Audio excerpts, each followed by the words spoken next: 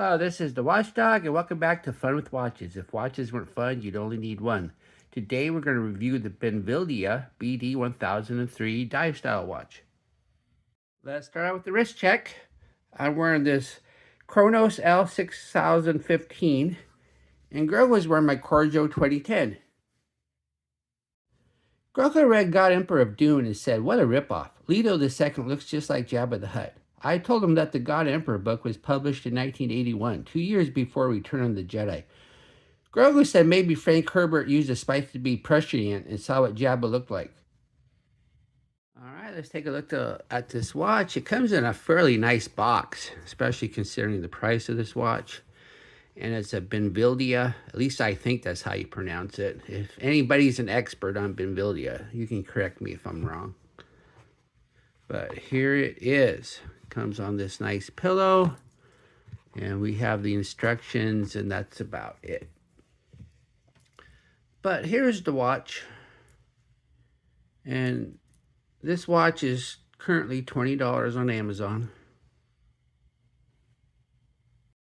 This is the first Bnvldya on my channel. When one sees a watch name that is all consonants and no vowels, one would assume it is one of our AliExpress watch wonders. But in actuality, I bought this on Amazon, although I did look for it on AliExpress because usually I can find things cheaper on Ali, but this one wasn't on there. So I searched the entire World Wide Web. Is it still called that? And the only other Bnvldya I could find was a minimalistic version on Sears.com that was out of stock. So I have a feeling this will be my one and only Bnvldya. I bought the one with the green bezel because it was the one that was on sale. Must have been everyone else's choice too, because as of the time of this review, the green bezel is no longer available. But the black bezel and the blue bezels are still available, but even though they aren't on sale, they are only $20, so that is still very affordable. I will leave a link in the description. The watch is 40.4 millimeters at the bezel, 47.2 millimeters lug to lug, and it's got protruding end links. Has a 20 millimeter lug width and weighs 140 grams on the supplied bracelet with 2 links removed. So it has some decent heft to it. So it's a solidly built watch. The bezel has an aluminum insert, and it's a full 120 click unidirectional. The clicks aren't bad, and there's no back play. So I like the bezel action. And it looks like it lines up close enough. It might be off just a little bit, but not enough for anyone to care. Then we have the dial. The dial's a flat black with no sunburst effect. And then we have the Bnvldya name and logo up top. It's applied, and it kind of looks cheap though. I don't like the application of the name and logo. I don't know. I just don't like it. Nor do I like the 12, 6, and 9. I just think it looks cheap too. Then it says water resistant 30 on the bottom, and that's meters. So all you get is your basic minimal resistance. So this is a dive style watch, not a dive watch. And then we have the applied indices. I do like the indices. I think they're much nicer looking than the name and the logo and the numerals. And then we have the hands. We have the arrow tipped hands, and they are fully loomed. And then we have the Lume second hand, and it looks like the second hand is missing the marks. And so if you have the quartz second hand OCD, then buyer beware. Then we have a Data 3 with a Cyclops, and the Cyclops doesn't do a very good job of magnifying. Here it is not magnified, and here it is magnified. So maybe 0.5. So not very good magnification. Then we have an unsigned push-pull crown. You usually don't get a screw down when you only have 30 meters. Crown action isn't bad though. It's not all loosey-goosey, and when you go to set it, you don't get that annoying minute hand jump, so that's always nice.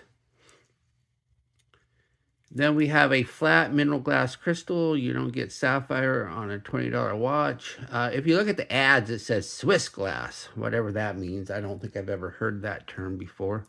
but this is Swiss mineral glass. That, if that makes a difference. Then we have the case, and the case, believe it or not, is solid steel. This is not a chrome plated alloy. You can see the brushing up top, the polishing on the sides, and the brushing on the bottom. If this was a chrome plated alloy, it would be shiny everywhere. But yeah, this is definitely steel. It says it's solid steel, and I believe them. So that's very unusual for a $20 watch. You don't get solid steel. And then another pleasant surprise is the Caseback. This is not a fake screw down Caseback. This is a genuine screw down Caseback, and just to prove it, I actually unscrewed it. And I'll show you a picture of it in a minute when I show you the movement. And then it says all stainless steel, and once again, I believe them. 3 ATM water resistance, I believe that too, because why would you make that claim if that wasn't true? And then you have the Bnvldya name and logo. It's a nice Caseback. Once again, the case and the Caseback of this watch are much better than a typical $20 watch. Underneath the Caseback is the Miyota movement. I went ahead and unscrewed the Caseback and took a picture of the movement. There's no numbers on the movement, so I'm assuming it's a 2115 just because of the crown action.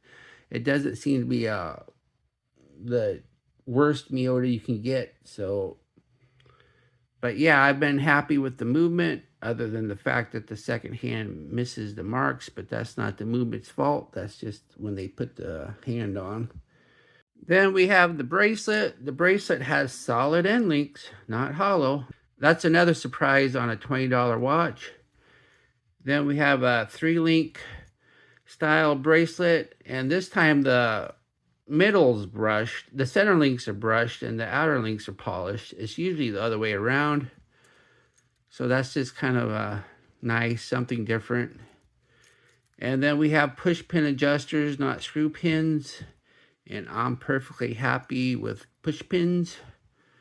And then we have the clasp. The clasp is kind of a disappointment. Not only is it pressed, there's no micro adjust. It is signed, however, but yeah, no micro adjust. And this is a 140 gram watch, so it's getting up there in weight. It's not exactly heavy yet, but it's not super light either. So getting a good fit's important, and so I wish we had micro adjust.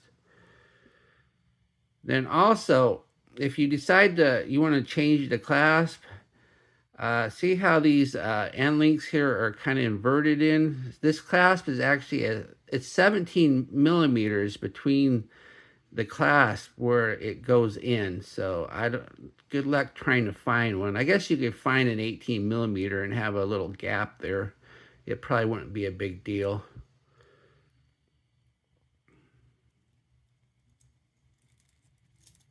Here's the watch and my 7.5-inch wrist. Even though there's no micro adjust, I was able to get the perfect fit. So I guess your mileage may vary though, because these are fairly big links. And I removed 2 links to fit on my wrist. So 8 1/4 is probably the best you're going to do. And I don't think you'll be able to ask for extra links. Of course, this watch is so cheap, you could buy 2 of them and just rob the links off another watch. Here we are in the Lume room. This is a $20 watch, so I'm not expecting much from this test. As we speed up the time, we see that this watch has the same infuriating flaw as so many other watches in this price range. Hand lume that seriously underperforms the index lume. There is no point of having good index lume with lousy hand lume, as you can't read the time without hands. And the infuriating thing is when you see good index lume, you know the watch is capable, so it's very frustrating that the hands just don't work. What do I like about this watch? It has a solid steel case. I don't know if I've ever seen a solid steel case on a $20 watch. I don't know, maybe I have. I've reviewed so many watches I might just not remember. Also, it has a nice screw-down case back. Very nice for a $20 watch. And it has a Miyota Japanese movement. What are my gripes and groans? The hand loom is really lousy and so much weaker than the index loom. There's no micro adjust in the clasp. And I really don't like the applied logo and numerals. They just look cheap. Do I recommend this watch? Sure, you're getting a solid steel watch with a Japanese movement for $20. How can I not recommend it? Well, thank you for watching my review of the Bnvldya 1003, and I will be back with another review. Be sure and like and subscribe to my channel. Bye.